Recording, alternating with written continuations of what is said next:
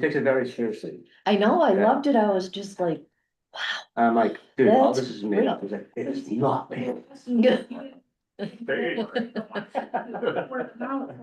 yeah, I love that. It was great. And then your daughter looked at me and she says, I'm supposed to be a mermaid. And I'm like, whoa, you're my soul sister. She's like, why? I'm like, I have said that for years. Like, how do you actually do that? Do you buy the tail or does it just morph into that? She's like, I don't know. I'm like, will you tell me if you figure it out? Morning. Like, Morning. morning. Will I be able to share my screen with the presentation? Yeah, If we pull up Zoom, I believe I have, I don't know if you guys have any, can you see my screen right now? Yes, but right, but we need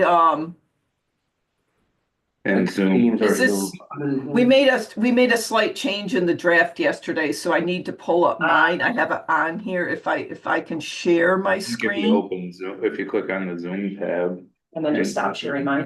Yeah. I just sent a request to share.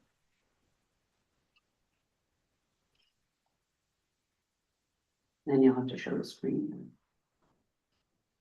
Yeah, just a second.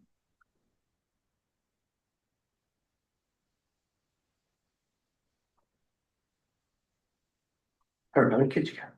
Two. I see pictures of them. Yeah, Yeah, yeah, Augustus just started football. nice. He's doing good. He loves it. He sleeps well. Yeah. Bet. Is that Pop Warner or? Pop Warner, he's only 5, he's going to kindergarten, so, flag football for the first couple of years, but, Cool. learning the fundamentals. Can you see this on the screen or no? We're seeing you right now. Okay. Well, let me try that again.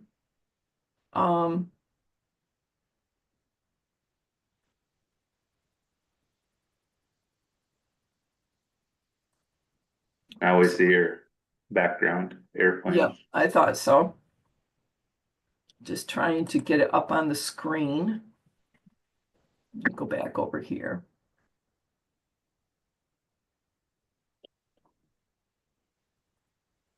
Bear with me. I had it here.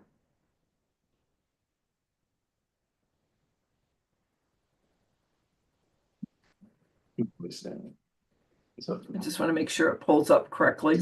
Motion to present. Yeah. we need to come in. Officially, but they started two a days on Monday, 6 a.m. Anything up there now? Is it still not showing? Your Pardon? background's Just your background. 7th grade too.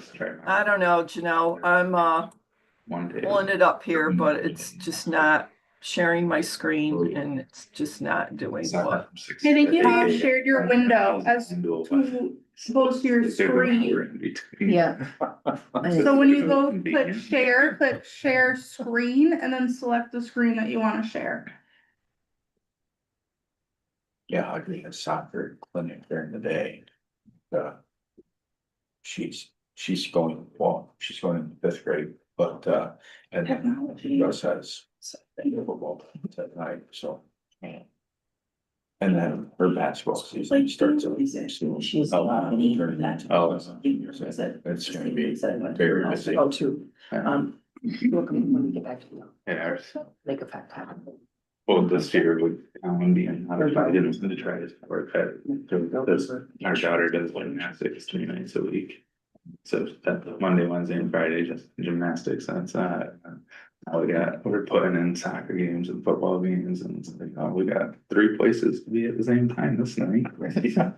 It could be gymnastics, General Brown for football, or Indian River for soccer. Joe, so Caroline came to softball last night. And she's sitting on the bench or whatever, getting her teams up to bat. And she goes, Coach Megan, she goes, I didn't really even want to come tonight, but my mom made me, but look what shirt I grabbed. And it was her softball jersey from this spring. I said, oh, that's really nice. My mom made me. Yeah, my mom made me. She was, I thought seeing you the other day would like Right. get her excited to come, and she was like really apprehensive about it. I'm like, what is your deal? Like,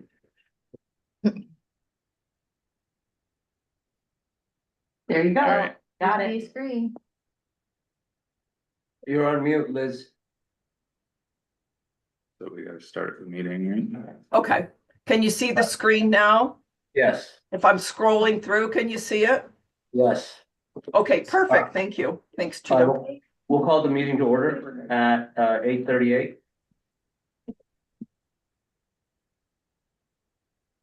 Go for it, Okay, would you like me to start now? please. Okay, thank you. I'm Liz Bush from Bowers and Company, audit partner, and Janelle Tupper is the audit manager on the IDA audit. So what I'll do is I'll go through the draft financial statements that we provided a while back. And if you have any questions, just stop me along the way or wait till the end. So on the screen right here, you should see the independent auditors report. I'll try to make it a little smaller just so the whole thing fits on one screen. There. So in the independent auditors report, we issued a clean, unmodified opinion on the financial statements. And what that means is they're fairly presented in all material respects in accordance with generally accepted accounting principles. And we conducted our audit in accordance with generally accepted auditing standards and also government auditing standards, which is required because you have to file your financial statements with the New York State Authority Budget Office. And then over on the next page, we in the auditor's report, we discuss the responsibilities of management. Management is responsible for the preparation and fair presentation of these statements. And what that also includes is a system of internal control in place so that you can make sure that the financial statements are free from any material misstatement. Our responsibility as the auditor were to provide reasonable assurance that these financial statements are free from any material misstatement, whether due to fraud or error. And then we also, as part of the audit, we identify and assess any material misstatements that could happen to the financial statements, obtain an understanding of internal control, and then we also evaluate the accounting policies that you're using and any significant estimates. Because it's a governmental entity, the IDA, we do have required supplementary information. And what that is, you're going to see that in a second. It's the management's discussion and analysis. This is the opportunity for management to provide additional information on the financial statements. And then, of course, we have to report in accordance with government auditing standards. You'll see a report later in the packet. That's not an opinion report, but that would be a report that we provide any information if there were any significant deficiencies or material weaknesses. So there were none in this particular audit. So we'll talk about that in a couple of minutes. So the next page is the management's discussion and analysis. So I won't go through this. What this is the information, condensed statements from your full set of financial statements. And then we reach out to management and have them provide information about currently known facts, situations, any future events that need to be disclosed in this analysis. I will mention that next year when we audit the financial statements that there's a new GASB that's been issued that's from the Governmental Accounting Standards Board 103. And what that is, there will be required of more explanation of your variances between the current year, the prior year, any budget to actual in this case, you're a proprietary fund, so we don't have to have a budgetary schedule in the back, but you will just have to provide more information. We're working through that right now with our June 30th year ends because it's just being implemented at June 30th. So by next year, we will have a whole year of working through that new standard, and we'll be able to provide you with some guidance on that. So what I want to do is just directly go to the financial statements, which are here on page 12. And I'm gonna make that just a little smaller so we can see the whole thing on one page. There we go. So it's your balance sheet, your statement of net position. And here, your total assets for the year are about 5.4 million. Last year, they were about 4.6 million. So really the most significant change we're seeing this year is right here in this restricted cash.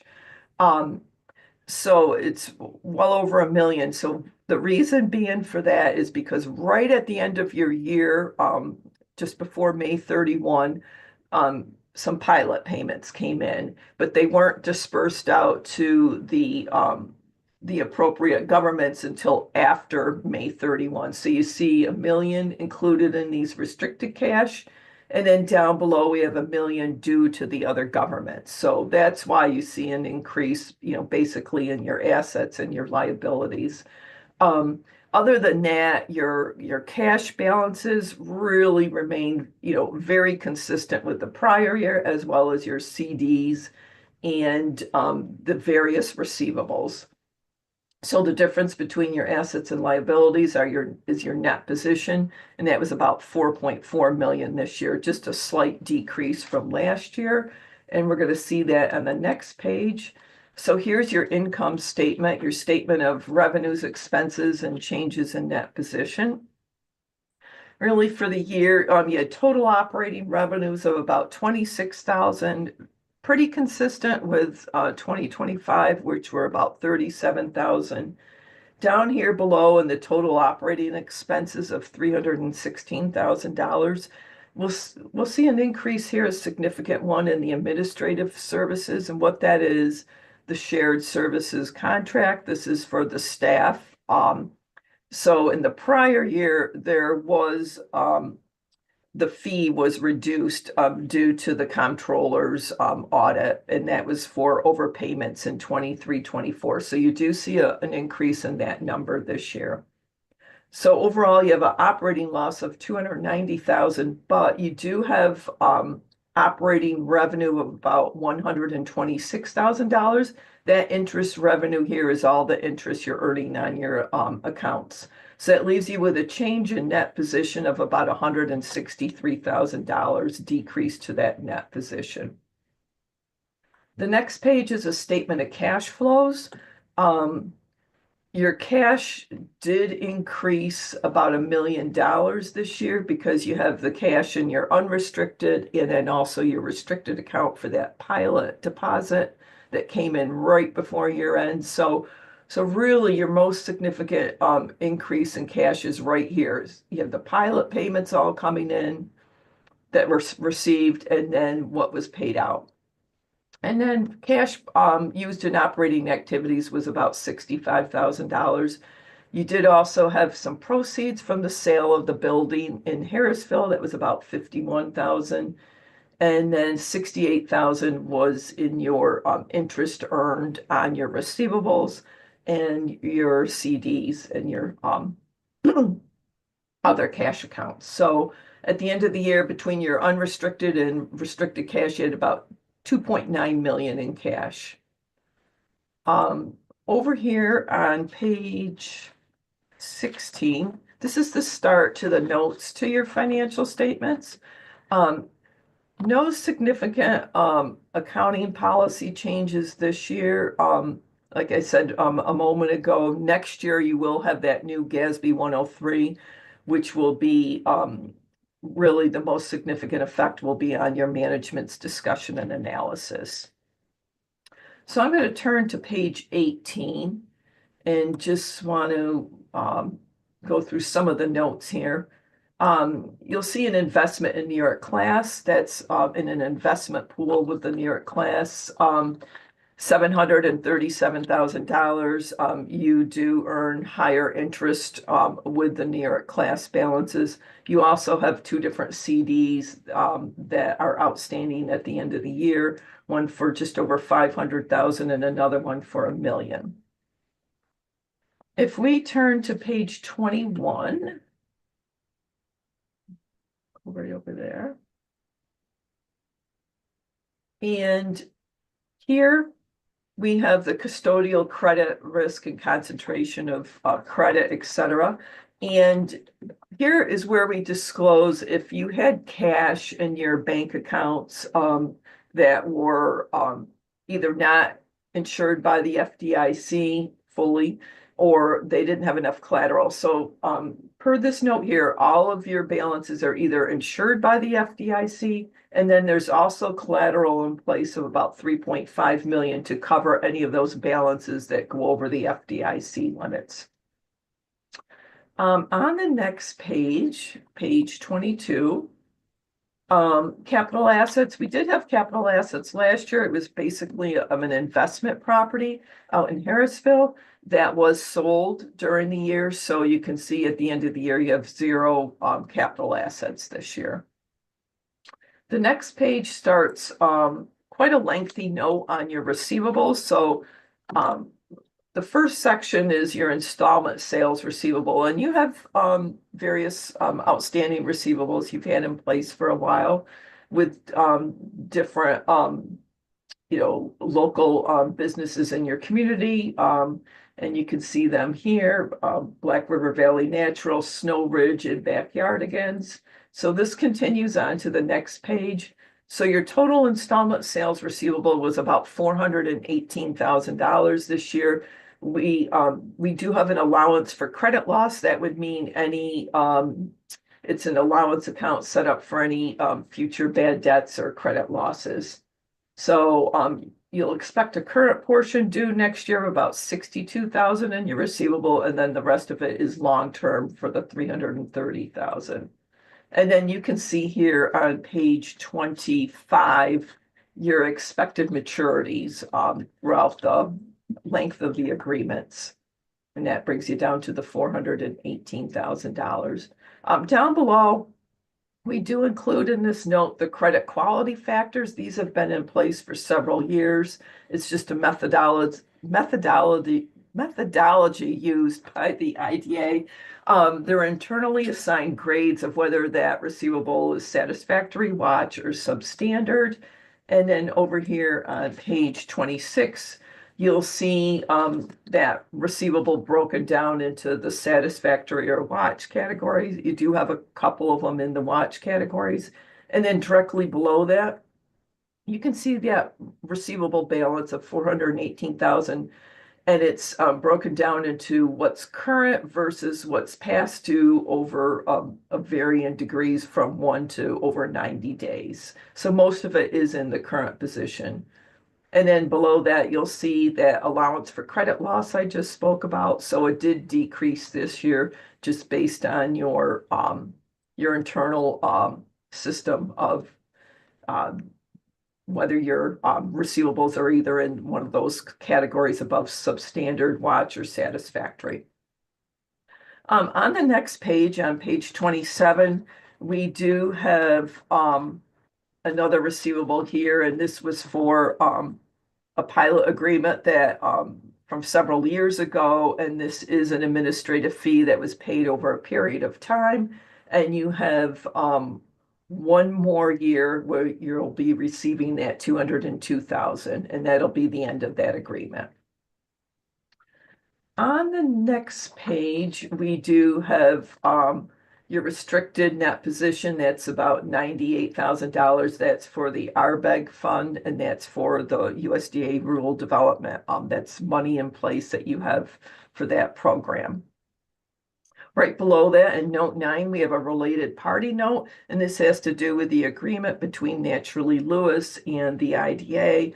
And then, as I referred to earlier, with the comptroller audit of a couple of years ago, that you do have a receivable that's due back to Naturally Lewis. The balance on that receivable is $284,000 at the end of May 31, 2026.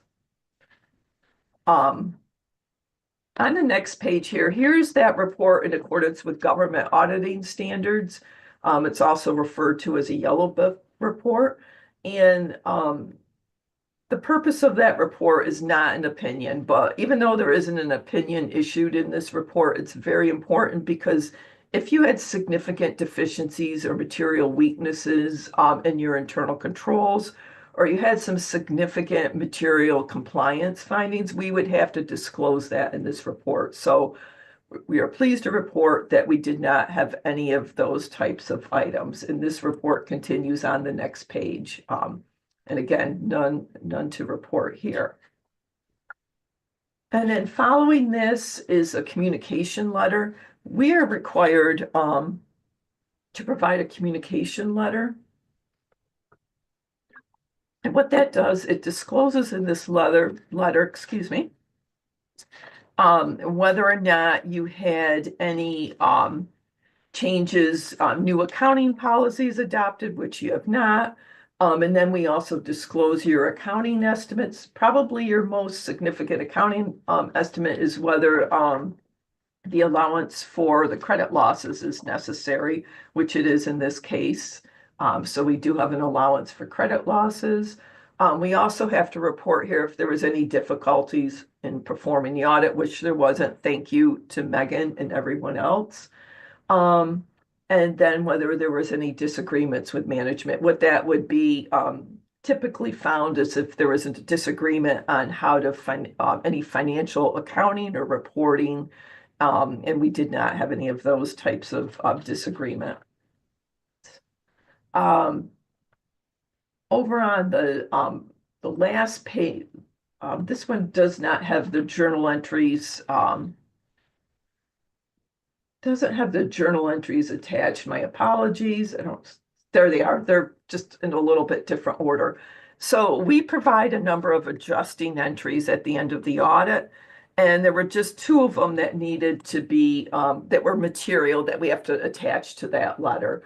So one was to just report on that sale of the bank property. And then the one was to record that pilot as a pass-through payable, as opposed to an item on your income statement.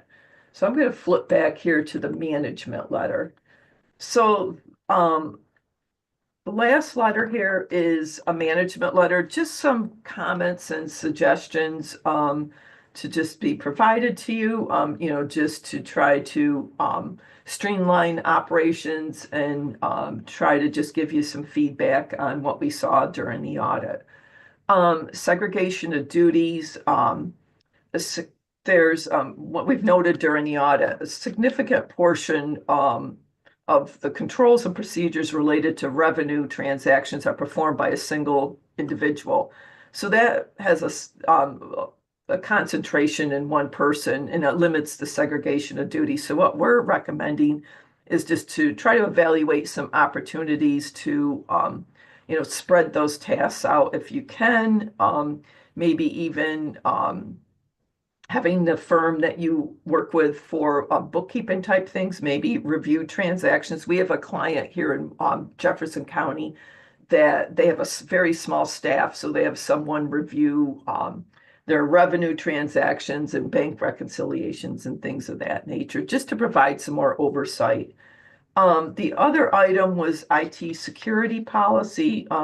Every year we're required to just send a questionnaire and just take a high level look at IT controls in place. And when we were reviewing that, we discovered that there isn't a formal policy and that there was items, related to security scans, VPN, encryptions, things like that.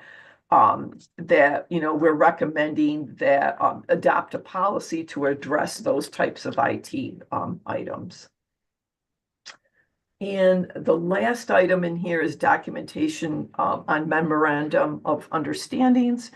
So there were some agreements, an extension of a payment period, and it was required to be signed by both parties. However, there was one copy that was signed, but the documentation was not signed by the other party until after the agreement. So we're just recommending to ensure any contract modifications or extensions that everything is signed and dated, before the commencement of any extension of an agreement. And there's the adjusting entries back, just in a slightly different order. that concludes the audit and then the communication letters. Any questions? Yeah, I've got one, Liz. When you Sure. mention management, that's the staff, right? That's not the same as the board of directors. Yes, management is the staff. When you have a small organization, I think you see more of board members sometimes helping with things like, for example, when we talked about segregation of duties, it wouldn't be uncommon to see maybe more of a board oversight on particular areas, maybe reviewing, having a treasurer maybe review bank reconciliations or the revenue type transactions. It doesn't mean to have a board member get fully involved in operations, but just things of that nature to help when there's a small pool of management and other employees, so. Would Other having thing our is- treasurer review the reconciliation statement satisfy the criteria of having an external because of the concentration Yeah, of? she already I does. do that. Oh, okay, Yeah. okay, I'm sorry. Yeah, Oh, so that should satisfy then not needing to get an external party, as you had mentioned Correct. earlier. Okay, okay. And it really varies from organization to organization. Some organizations prefer to do that, to have just an external party look at those, or some board members might be willing to take that upon themselves to do that review. Thank you. Mhm. I was just Now, gonna was there mention any- that. What's Sorry, that? I said I was just going to mention, I know currently basically the IDA board does within their processes approve a few things within the board meetings for it. So sometimes in those instances, bank reconciliations can be presented at board meetings so that everyone can review and approve them with the standard documentation. Same thing for certain invoices and other items. I know again that the board does take method steps to approve certain transactions, certain items that go through prior to kind of implementing or going forward with it. And that occasionally helps as far as the segregation goes. So, Okay, thank you.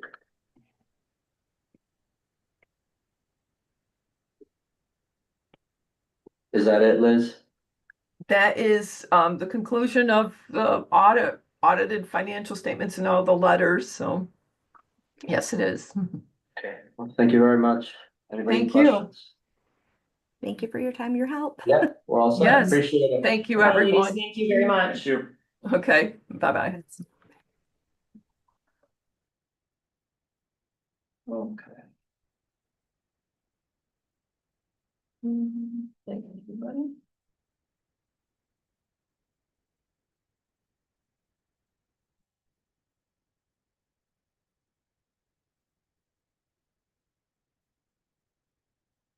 Are we ready to go into the rest of it? Yes, please. Okay, Are we still recording?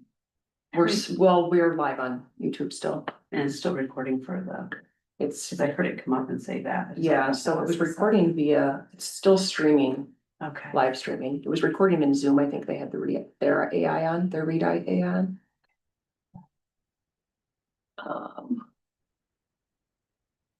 Okay, approval and review of the July 2nd board meeting minutes. Did everybody get a chance to look? Any questions? If not, I'll take a motion to approve, please. That motion. Darlene, I'll second. second from Joe, all in favor? Aye. Aye. Motion passes. So we're gonna be reviewing 2 months of financials because of the way the meeting fell last time. Here are the June financial statements. The June statements, the only major difference we really had in June was, well, that pilot payment ended up going out, that $1 million that was received went out. We also had closed out our, the CDs and did that split between the money market account and community bank and New York class. That happened in June, right? That happened in June, yep.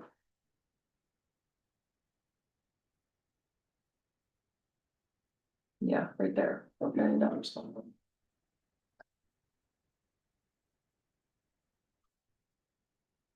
Is that working out with the split between the two? Is there any challenges with that? There hasn't been, no, I mean, Jess was my verifier or whatever to go in for the second set to approve any transfers. Well, once we get to the end of July, you'll see kind of the difference in balances. There is a small difference there. And again, these were those pilot pass-through payments that were going out in the month of June. Any questions on June? Those anymore? If no one has questions, I'll take a motion to approve. I'll make the motion to approve. Second. Herb second. All in favor? Aye. Our motion passes. Okay, so as of July, you'll see here, there is a slight difference, so I've been strategic, and if we have to move money from one that I was splitting, you know, half from this, half from that, to try to keep it as close as possible. The My Class account is just slightly above the community bank money match, but again, it was that 0.1% difference, so it's going to track slightly higher. And New York class was adjusting daily, right? Yes, and they adjust weekly, yep. I am happy to report that second place is back up to regular payments. Thanks to So Megan and I and Rox being there. And Jerry, of course. Are you? Yeah. Oh, Darlene's in the book, all right. well, Yeah, see? Say. I am too. We appreciate Oh, it. see? Still working on Well, an IPA, but. Yeah. As far as all of our other installment sales, though, everybody else is in good shape, so we don't have any issues right now currently that we need to address. And Merrill, rack my brain. We're paying Merrill now for, Building? yes, there we go, our building, we successfully closed on our building. And so that's July. Hey, I've got something to mention to everybody. So when Megan and I spoke, the rent was about like 900 or something. And then, her and I talked and I said, we should charge the rent that's essentially, the mortgage payment. Right, so to make it equivocation. So Megan created one at a 10-year mortgage and it's almost the same payment. Thoughts on making it a 20-year mortgage and lowering the rent for Naturally Lewis? Do you guys think it's worthwhile doing that? Just to give them a break? And we still get to have the money over 20 years? I don't know, just thoughts. Cause we could go 30 years and that's really low, but then to just sort of make it in the middle, maybe 20. But that's just my initial thought. I don't know if we just keep it at 10. But then again, like, that just continues forever, right? Like they don't end up owning it. We keep owning it Right. and we're not making a mortgage payment. So that was my thought. Are we charging interest? Remind me. Do we have to charge interest? We're just making it what the payment would be with interest, With is what the interest? rent is, yeah. Yeah. So- Got it. So essentially, but they get no benefit, Naturally Lewis gets no benefit of just. So they're gonna pay continuing the to- same amount no matter what? Correct, but if you make it a 20-year mortgage, the payment comes down from 9 something to, let's say, 6 something. Yeah.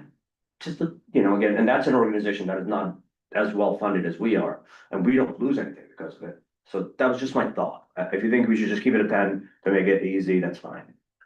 Yeah, so in that, I kept it at so the payment came out to like 922 and some change a month for a 10-year mortgage, and I think it was 4.5% interest. So you guys are already giving us a discount on the interest from what a regular lender would be.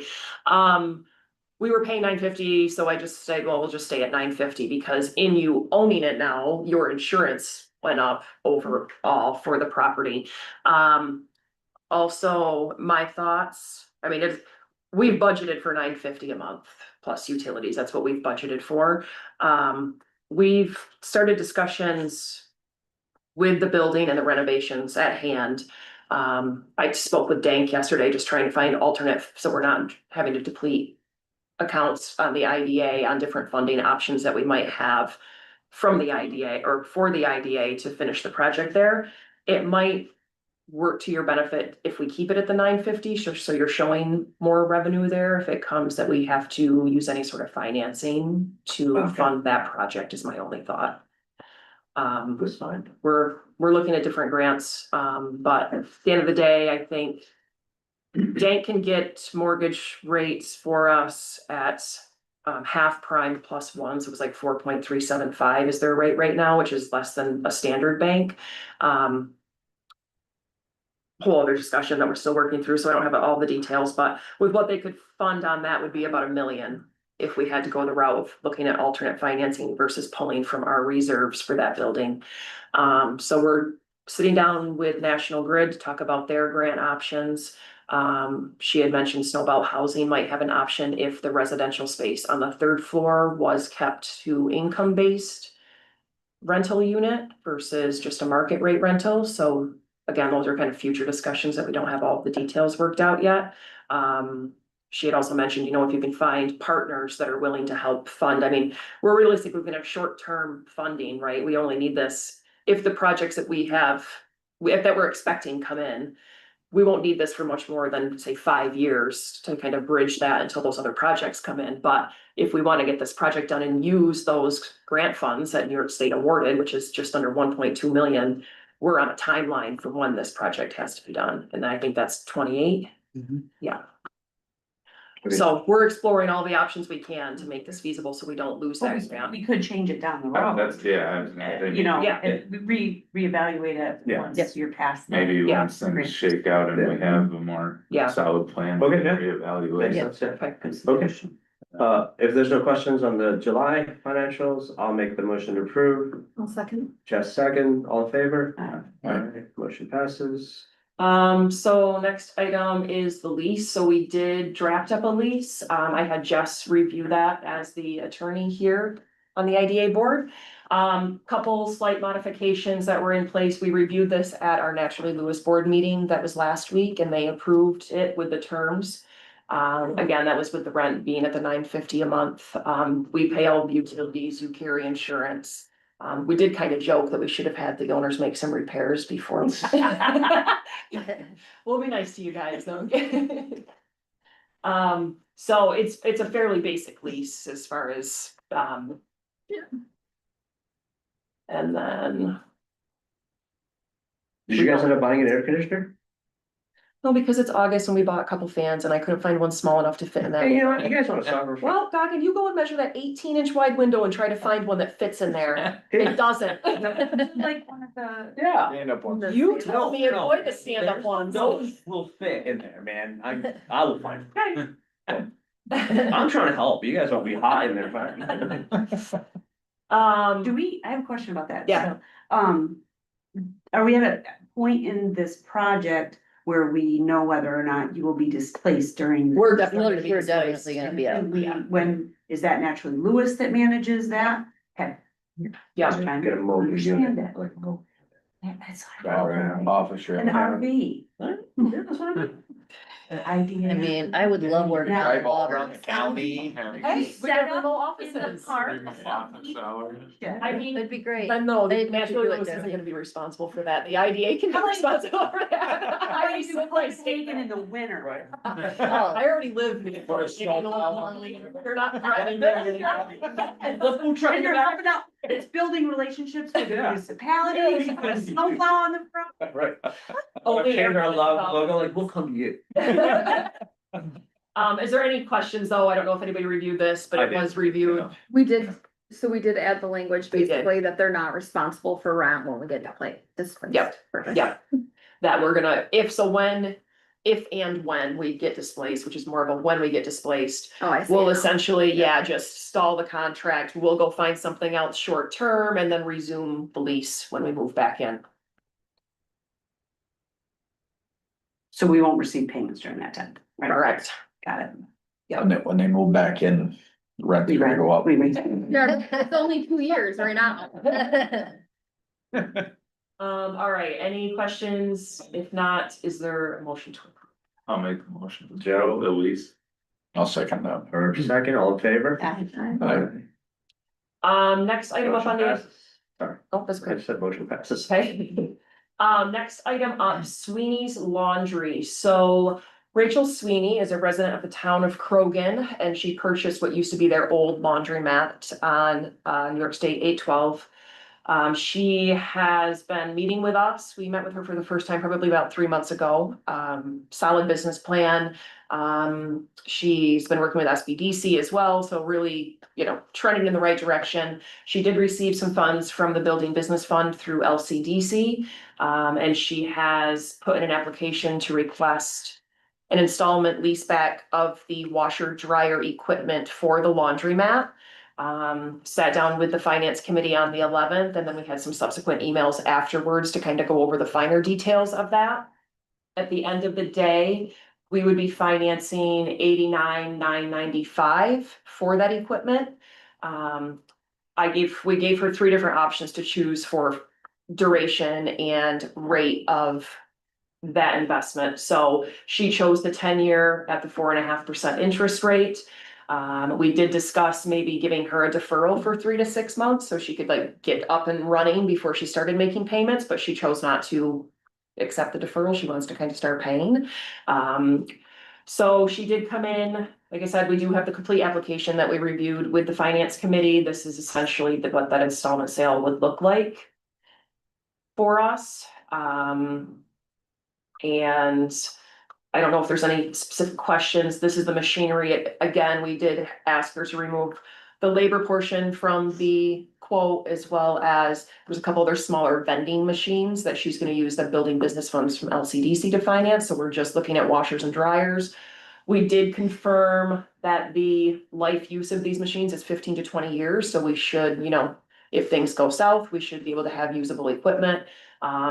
She provided warranty information from those and things of that nature. And those were the major discussion points with the finance committee meeting, was just making sure that we were only buying hard equipment. That had, that had something physical that we were owning and leasing to her, and then that our lease terms didn't exceed the lifespan of the equipment. I wish she had bought the machine or equipment for every machine, and it's not super expensive to accept digital payments. It might be a future upgrade option Yeah. for her. Because the elimination just of the mechanical stuff, I mean, you can still have it, Yeah, but it's just, it causes all kinds of major issues as I was researching that. And Yeah. most people have phones now, they just, tap to pay. yeah, it's such a miss, but okay. Good business plan though. Yes, it was. The full application is here attached as well, if anybody had any questions on anything, but the finance committee did recommend moving forward with this installment sale. As far as jobs, it's on the smaller side. I mean, it's a laundromat, so there's not a lot of in-house operations. She is using a lot of family and friends, but some local contractors for the work inside because it's a full renovation of that building right now. We are on somewhat of a time crunch to order this, to get this moving forward, because there was a end of summer sale, if you will.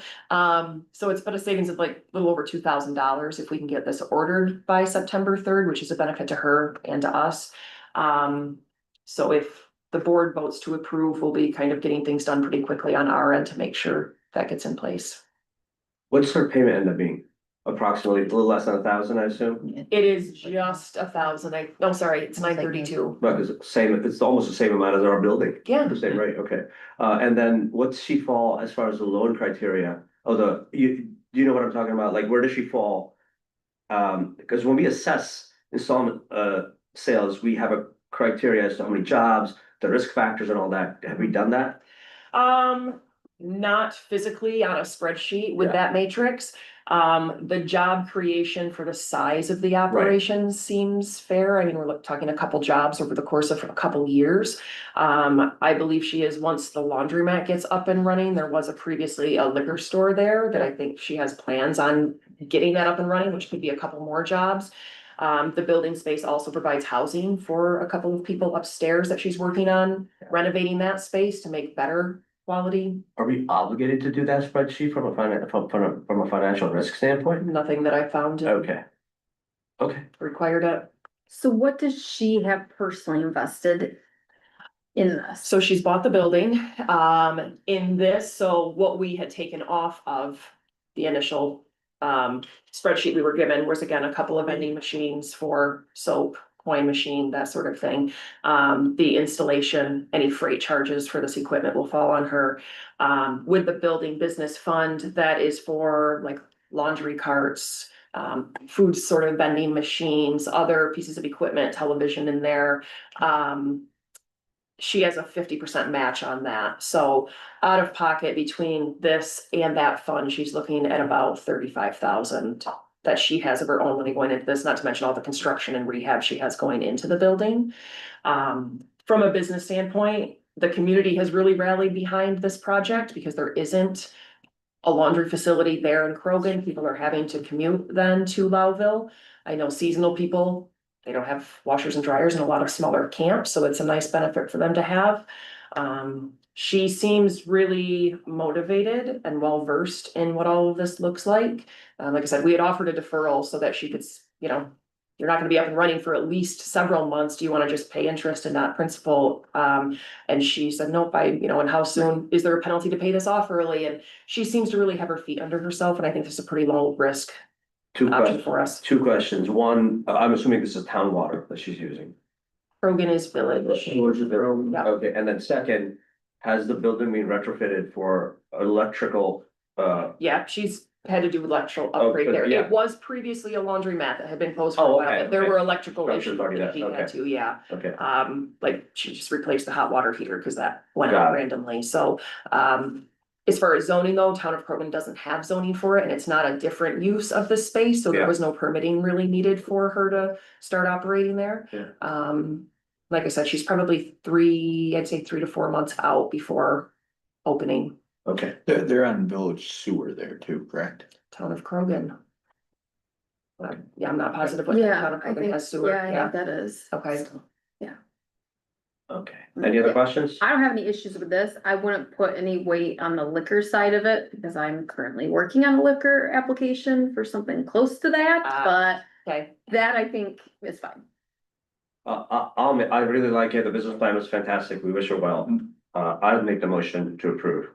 I'll second that. Her second, all in favor? Right. All right, motion passes. Good luck, sweeties.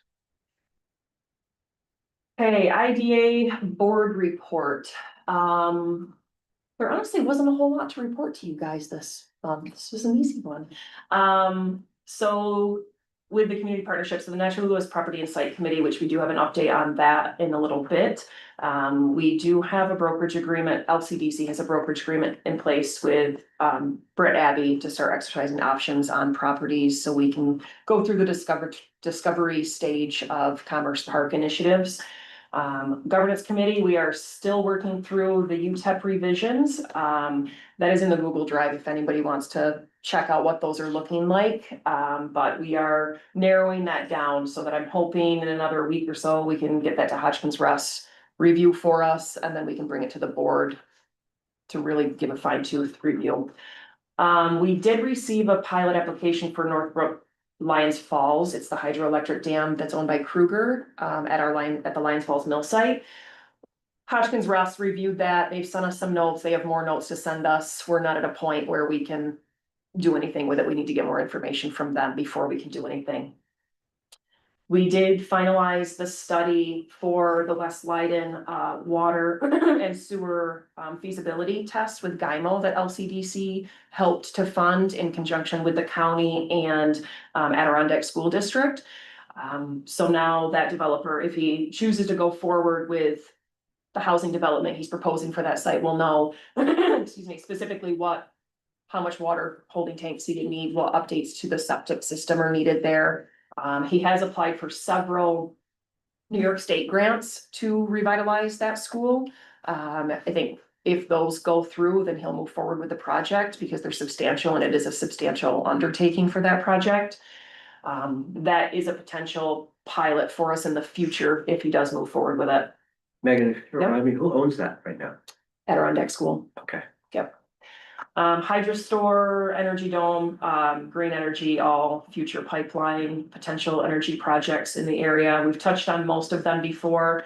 Green energy is a proposed wind project in town of Lewis, but also goes over into Oneida County. So that'll be a bit of a split to see what that looks like once we know where those may be sited.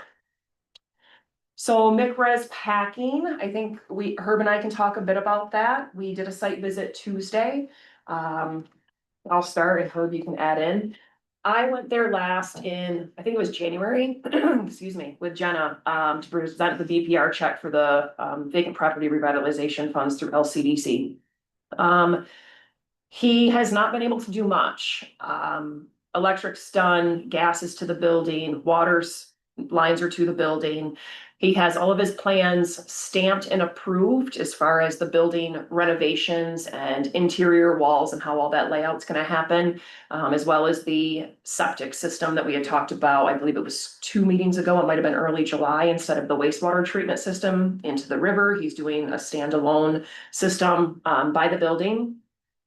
He hasn't been able to, he has materials there to start doing the things that are needed to build on the inside. The codes enforcer, so Town of Lewis codes is handled by Town of Lewis instead of by the county, county doesn't. Lionsdale. Oh, I'm sorry, Lionsdale, sorry. So they have an independent codes enforcement officer. He hasn't given him permission to start anything yet because he's still waiting for the final town approval of the project. It's now in the hands of a third engineer, his plans and layout to be reviewed that he's paying for to be able to move forward. And I mean, he hasn't been able to frame a single interior wall because the codes enforcer said, you know, don't do anything yet because I don't want this to delay it if we move forward starting this project. If you want to. So, were you on the bus tour last year when we went there? So he's made significant improvements since then. Invested in electrical Yeah. infrastructure, has all the panels and transformers in for that. That was a significant investment according to him. And then also natural gas, he's had that put into, so there, he's invested in that, but his hands are tied with everything else as of right now, because waiting for the permits. You know, I kind of feel for the guy, he's spending a lot of money and he doesn't have any way to bring anything else in. So he's spending, but can't make money until Yeah. he gets the place up and going. How long can they keep delaying, giving him? That's the question. Yeah. It's starting to become Until he gets a real lawyer and files an Article 78. and that's the other thing is, I was thinking about them making him pay for the other engineer after he already has stamped drawings. I think that's a disservice by his lawyer. I mean, we think about intervenor funds and things like that. Down at Lionsdale, it seems like they're just making him pay more money and pay more money. They're trying to drain him. I would think that being their lawyer on the proactive side, when they started negotiating, that should have only been a set amount that he was going to spend. I thought at one point he didn't really have a real lawyer. So again, we didn't see receipts from what he's paid his attorney. He has attorney that started this whole process with him. But again, when draining funds, I mean, according to him, he spent over $50,000 in an attorney in the early process of this, which is now going on 5 years of trying to get things kind of up and running. The most recent engineer is in Utica. And it sounds like, you know, where is the vent gonna go in the roof, sort of minor details and fixes that need to happen at a cost of almost $30,000, and it was the cheapest he could find in New York State to make these modifications to his already engineered plans. The codes officer, again, this is coming from him, I guess, presented the plans to the town board, planning board.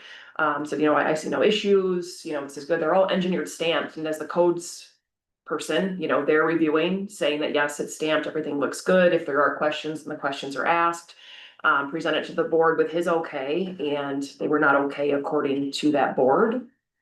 I don't know what options there are really. I think we should probably be considering what options. I don't know what we can do as a board for this. There is a lot of potential future jobs that can be created if this gets up and running. So I don't know how to push. Yeah, unfortunately, I feel like this is in legal hands, and until he either gives his attorney the okay to do the litigation or hires an attorney to do the litigation, like. I agree. They're just gonna keep playing games. Can we enter an executive session for, in terms of speaking on our contract with him, with the equipment and? Not our contract, but because we're talking about potential legal matters, we can under So legal. do we want to do that at the end then? To do that, or we want to enter executive session? We can do it at the end. Okay. Okay,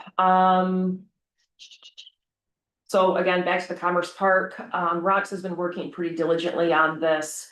I did confirm that IDA can pay for surveys for properties they don't own if it is for the intent of economic development. So I did confirm that with Hodgkins Russ.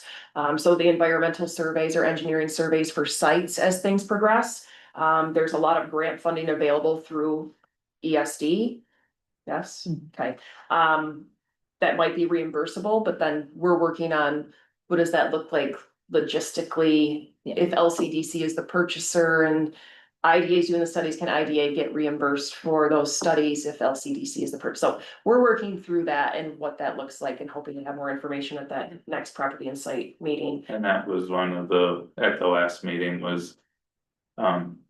There's some things that make sense about the LCDC entering into the purchase options and being the owner, and there's some things that make sense if the IDA were to do that, so it's just weighing the pros and cons of each and answering some of these questions like Megan has on if like who can pay for what to keep it moving forward. So, and it could still be a case by case basis, depending on the property and what's needed on the given property. It still could be kind of a case by case of which way makes more sense. Loan fund, I'm happy to report that as of yesterday, finally, after years, the USDA loan fund that was held by IDA was fully transferred to LCDC. So that other $98,000 of restricted funds that we carried is now in the Small Business Revolving Loan Fund at LCDC. Executive Director for Naturally Lewis, recruitment continues. They did appoint a hiring committee at the Naturally Lewis board meeting last week where there's a representative from each of the boards on that committee to review the applications that we received and weed out, find some top ones. That's 2 weeks. So we have 2 weeks before we start doing interviews. So we're reviewing those, just got the folder, yesterday or the day before, Yeah. all the resumes. So I've already started going through them to see who we should interview, and then there's 5 people did. Do you have a And lot of resumes? I'm sorry? Did you get a lot of applicants? There's what, 60? Yeah, I think there was about 16. Something, yeah, some of them are just 60? 16. Oh, I said 62. Whoa, wow. 60. Well, some of them are just, you can just tell they're AI generated. Oh. Yeah, it's just like, one of them is like 23 pages, our resume. I'm like, what? And then some people aren't even like Who's gonna read that? close to the state. Well, I try to go through it, I'm like, it's just gibberish. Yeah.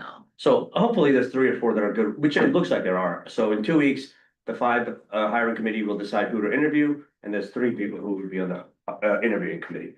And then we all get to meet, the staff meets, see how it goes, so hopefully.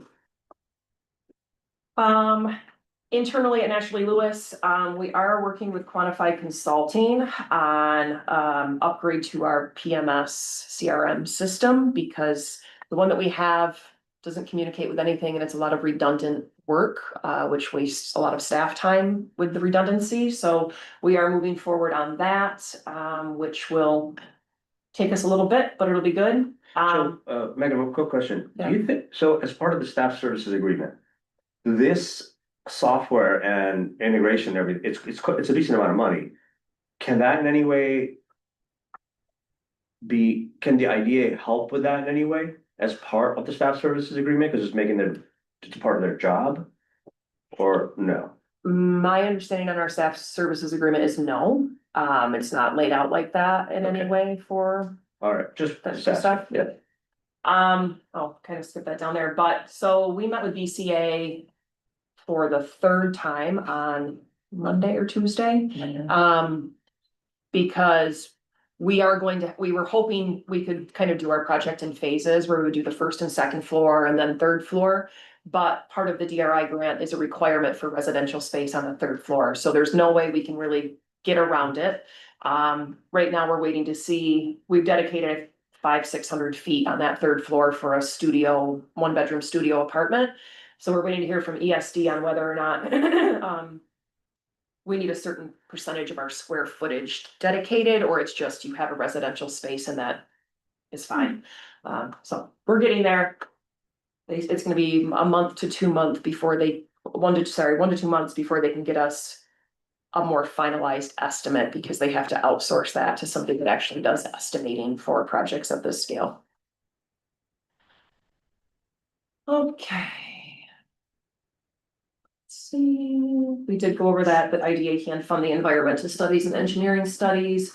We'll table this discussion topic until September, because I'm hoping by then we have more of a complete application and more information from the applicant, and Hodgkins Russ gives us the okay to discuss with the finance committee a little further. Do you need a motion to table that? Yeah. Okay, I'll make that to table it. I'll second. Yes, Herb, all in favor? Aye. The available funds page was more or less. What does it look like between these 3 entities to move forward on projects? And so with IDA, it's obviously a bit more complicated, because it's, what do we have? What have we committed? What's a potential expense for us? And what is a potential income for us in the future? So with just. This is before Sweeney Laundry really had an application in, so they were kind of an other situation. With just NPI and then say another 12-month contract with National Lewis, this would be the liquidity of the funds for the IDA. With all of these considered, it doesn't look as hot, which is why we are looking at what alternate options do we have for funding for the building? Because the most recent estimate we had was 2.9. And that's gonna go back up with the residential getting added. back Yeah, I'm on. guessing The this is gonna be sprinklers probably alone are 3.2, 100,000. 3.3, so again, we're working on stacking. With other grants, I think the biggest issue is that we have to front all of it before we're reimbursed from that New York State grant, so we have to have the money up front. I don't think if we had to loan the money so that we weren't, there's no way we should bleed ourselves for a building in any downtown setting. It would be a short-term situation, but we're gonna have to explore something to take advantage of this grant. Or we end up losing it. And then again, just some potentials that are on our radar to come in for income, which is why I say, if these do happen, even half of them happen, then this building expense is not a huge deal to have done. But can't count on future money. Megan, when I'd asked about the fees, you had said that was with the. Yeah, That's so the this is, opposite. no, this is with the existing UTEP, which is the 1% admin fee. That it is, Yeah, that math No, doesn't matter. math doesn't work for 1%.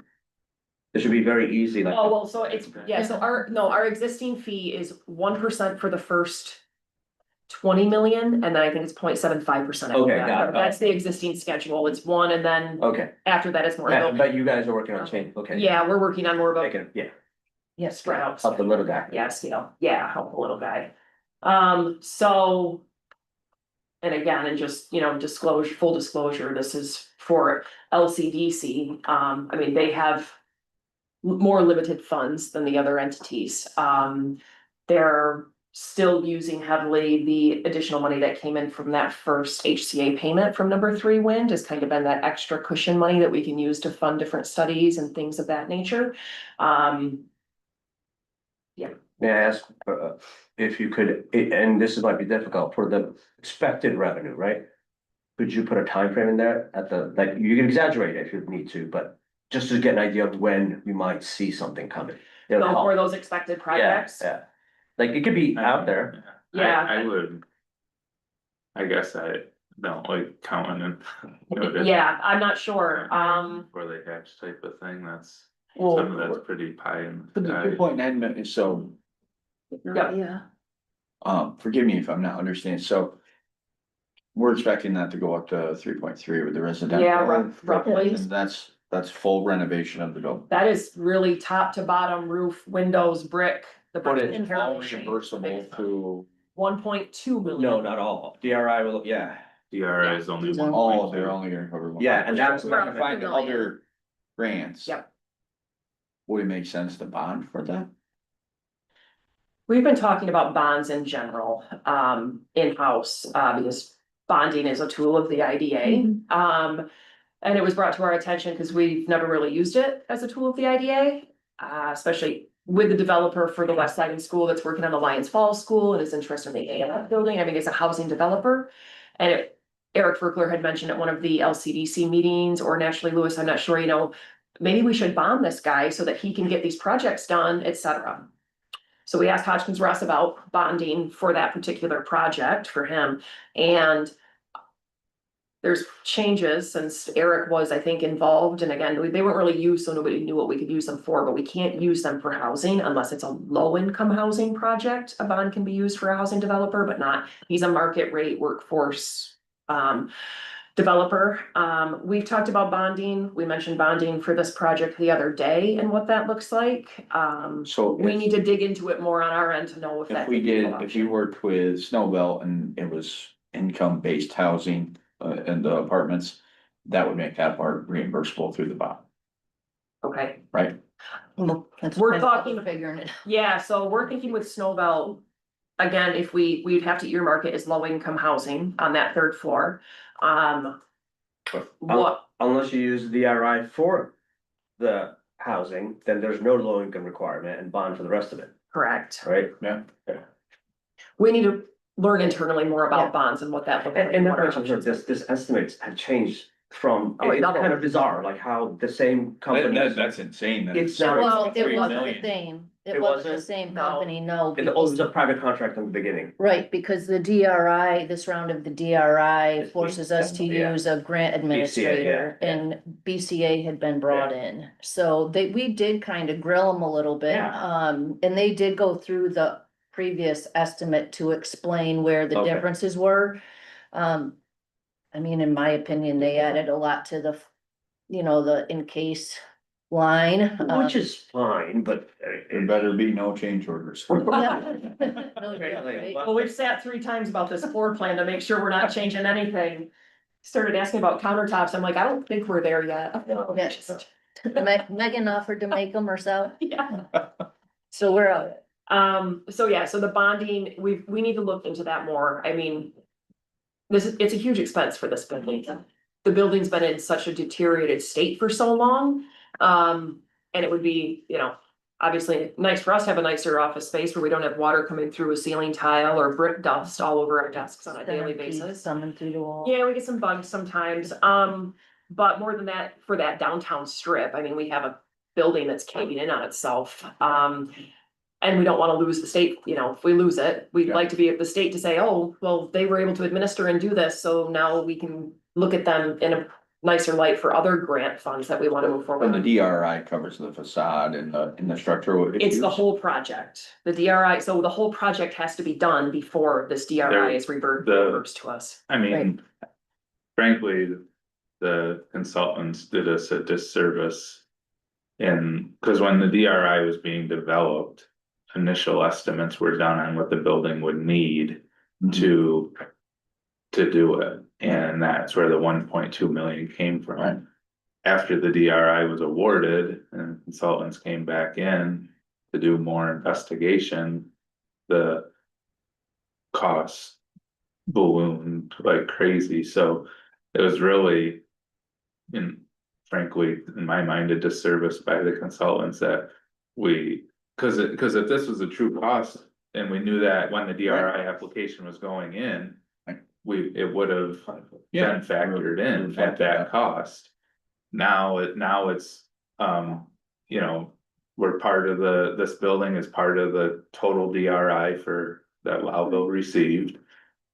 It's another one of those things, like, in my personal opinion, none of these downtown buildings, the cost benefit do not make sense unless you factor in the aesthetics of the downtown and maintaining the historic downtown and that. Otherwise, it doesn't make any sense. Right. You knock it down and you build something else, but the purpose of these efforts and villages, like a lot of our villages, to maintain the downtowns, if these costs are, part of the cost is maintaining that rather than just the.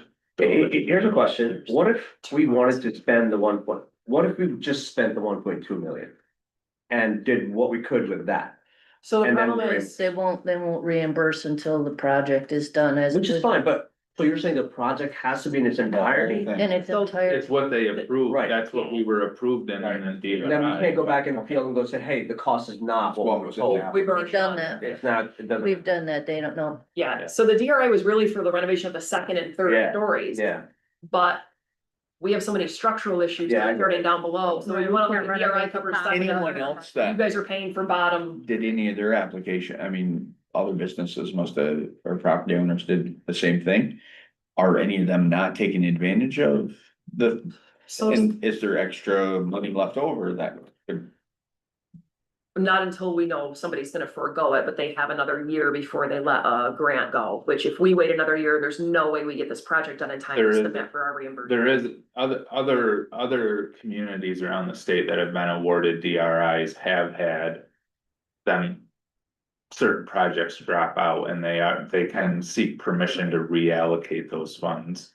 So that is a possibility, but again, to Megan's point, you can't plan on that. Can't sit on their hands. I mean, Yeah. I think there's, if someone else did drop out, this project will be looked favorably on to reallocate some of those funds to. But that's not something that can be counted on. well, do we know who else got it? Oh, we should know, right? Well, Yeah. I think there's, well, we can look, yes, when you said Lowville DRI, there's actually two, because we have the DRI Mandeville, which is this one, and then there is another DRI Lowville that covers. No, it's the same, it was all, No, there's two. No, there were two of them that went through, oh, Yeah, yeah. yeah, because that whole Lowville Mandeville DRI thing really had us all sorts of confused in the office for I months. guess I'm confused. So where I was going with that is if we already know some of the ones that aren't gonna, does that make sense to talk about, are you gonna proceed with this or no? I don't know that we actually know that. anyone I is don't, failing yet, though. Yeah, the- Dave, yeah, because that's- we, when the first meeting we had, the first thing that we tried to discuss is if we could not do the residential, because the residential adds a lot because of the code regulations, because you got people living in there. The sprinklers alone are like $90,000, yeah. The whole um, building has to be sprinkled if. If we've got residents in there. So our first thought was to take the residential out until we get the rest built, and they're basically like, without the residential, you don't get the money. Cause that's part of the whole project. So we did ask if anybody backs out, can we be considered for that? And as she said, we gotta wait to see if somebody backs out. And the other side, the flip side is we back out and that money Goes to somebody get else. reallocated still within Lowville. But, you know, there's several things, again, that building, the past owners. I mean, very few would have taken on the liability of that building. The past owners were not capable of maintaining it.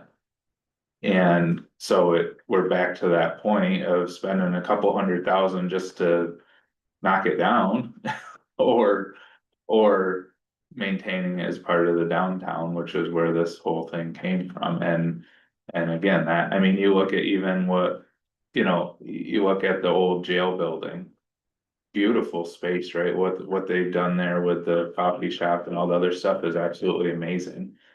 The cost does not make sense for what they did there without the grants, right? But it's an amazing space that is, but if you, without the grants, it doesn't make sense. It's the same thing to me with this building. It's a historic building, it's part of that block there. And it's, you know, it adds to the aesthetic of the downtown, and that's where If you can justify the cost, that's how you justify it, not by what you're recouping out of the building. I don't see how we get to use these funds without either a giant grant from somewhere else. Actually, that's the only way. Cause we can't spend that kind of money. So, yeah. Yeah, that's what we're working on. And I'll look into the bonding. Yeah, we're working on that anyway. And the other part too is I'm meeting with Brian Anderson tomorrow. Next is start chunking it by piece. Housing, apartment, you know, utilities, National Grid. I mean, we're really cutting this thing up to figure out how we can get her done. Okay. Okay, I will let Rox give you just kind of an overview of her dashboard that created. I know Joe had sent an email kind of going over where things stand in the property and site committee, but. Yeah, This is we don't Rox's. wanna show this. This one, No, we're just take that down until after. okay. Um. High level overview for, committee, site and property committee, 36 properties. We have on the list. 17 are currently active. 6 of them started as a greenfield and are moving into, well, 3 of them are being considered for the business park. 2 are being considered for housing. 1 of those is actually being looked at for commercial. We have 9 in redevelopment. 6 of those are looked at for housing, 3 are into industrial and commercial. 1 is the Mandeville building that we just talked about. We have 1 other one that's a brownfield. It's kind of doing its thing right now. We've made connections with 5 different people, some developers and companies that have already shown interest in some of the properties that we're discussing. So that's promising. And since my going to a couple things, I've kind of made, I call my IDA partners because making friends with them. So it's nice that I've got a different IDA people to start sharing ideas with and how they're using their tools in other counties. Everything from Schoolharry that's kind of close to us to, I think it's Orange County, that's super, super huge. So, pulling from all of the different people that I'm meeting. The other thing that's not really part of the site and property committee, but I wanted to bring it up here, is we are kind of working on a new program. I'm gonna call it Property Partners, but it's not really what its name is. It's just kind of what we're kind of dubbing it in the meantime. But kind of partnering with our real estate folks, to start getting these commercial properties paid more attention to get them loaded up with some people to start generating some, movement there. Any other questions in terms of that? Like I say, we can pull up what she had clicked on when we go into the executive session if we want to, if we want to look at that. Okay, next, Board of Legislators, so we went in front of the Board of Legislators, one of the committees, Finance Committee, Jess, am I right in that? Yes, rules of finance. Yes, Rules and Finance Committee, at the end of July, I put this on here because the Board of Legislators received a copy of it, but our other board should probably see it too. Just to show what that halfway mark in our 2026 calendar year, fiscal year looks like. So there's a lot of information on here about the businesses that we've helped, the programs that we've been working on. Again, with the developer outreach that Roxanne has really been focusing on. So you guys are welcome to browse through this at your leisure. It is on the drive. Highlights, again, the economic impact, different events that we have going on, and how everything's going so far in 2026.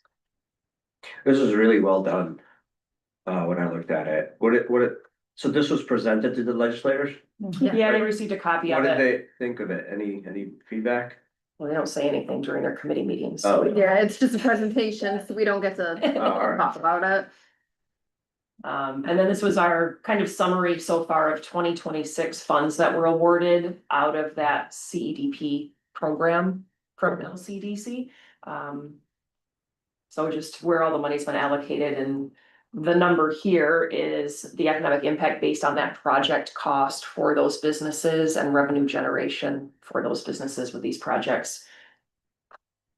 I'd like to mention Harrisville Coffee Co. What a difference that's made in our local business. district. Let's go back up to the picture of it for those who haven't Good seen job it. with the Yeah. socials too. They're Really doing good. great. They're having little events and things on the weekend and just seeing tons of people with their families stopping in. It's really nice. Yeah, I hope it continues beyond the summer. Yeah. It's hard because it's, Yeah, a lot of that's based on. yeah. right. Yeah, and I was saying, you know, I think Seasonal. Harrisville Coffee Company is a great example for us of, you know, Naturally Lewis as a whole, like using the IDA for this venture, LCDC for this. I mean, she received both VPR and building business funds from LCD from that CEDP program for the septic and building and then equipment for inside the cafe. I visited up there. It was the first Wednesday in August. I was driving through and got to go in. It's adorable, huge selection, great breakfast sandwiches. It seems like such a fresh, clean space. So really nice. I'm happy for Harrisville for that. I mean, and just, you mentioned the LCDC stuff and the partnership, but it also goes back to this board's willingness to, you know, to secure the building. Yeah. And make it right and turn it around in a way that was more favorable to reuse than it may have been trying to buy it from the original owners, right? Yeah, So, it all started with this board's approval for the. The appraisal. Appraisal, so, Yeah. Yep. yeah. Yep. Worked out It's well. to be designated as a tornado shelter as well. Oh, absolutely. Right? We could get rid of the That's not vault. going anywhere. There's plenty of drinks in there for us. I'm so jealous of that ball. I want it so bad. Maybe you could get in the coffee shop in Loudville as well. That'd be great. Another one? I know, like five. Well, there's, A lot about coffee shop. Do you have That's a fine. place? No. Copenhagen? No. there's still Thank you, yeah. there's still a vault in the corner building in Lavelle, isn't there, where Kaufman used to be? Is there? What's the corner? I don't know. It was Where the Kaufman. barber And shop. the barber shop was briefly, there's no. Right. Oh, right at the edge where, I think I. That's it. Dress. Yeah, okay, yeah. Yeah, Vault there? I believe there's still a vault. in I'm just getting them out, man. Once they're in I there. think Jacobs ended up taking the door. Maybe not, maybe it's still open. The, Not sure. something's going on in that corner. So in Copenhagen? No, in Wellville, where Oh. the, Where the where the barber shop barber was? shop was, there were people working in there the other night. So there's the attorney that's moving into Loudville. Yeah. And then the shop that was the smoke shop next door to that is also being renovated. So there's 2 new renovations going on just on our street, which is great. And the new dental office. Yes, that's getting there. Yep. Okay, if we are going to go into an executive session to discuss those legal matters. We need a motion to get into it, right? Yeah. I'll take a motion, please. I'll make a motion for the executive session to talk about legal matters. For the I'll second. Just second, all in With favor? regards, yeah. All right, Okay. all right. MPI, President. Just a second, everybody.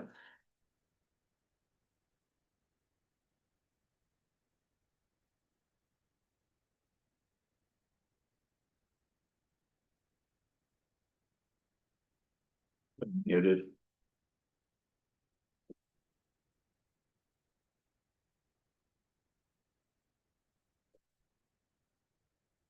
I think you can turn off both the video and the audio in Zoom. If that's what's. Yep.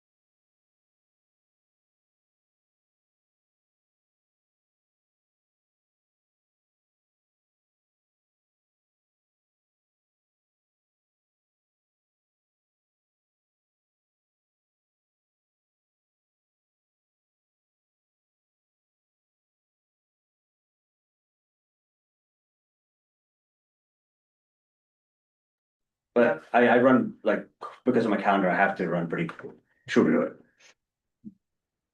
Okay, you're good, you're out. Okay, anything else, anybody?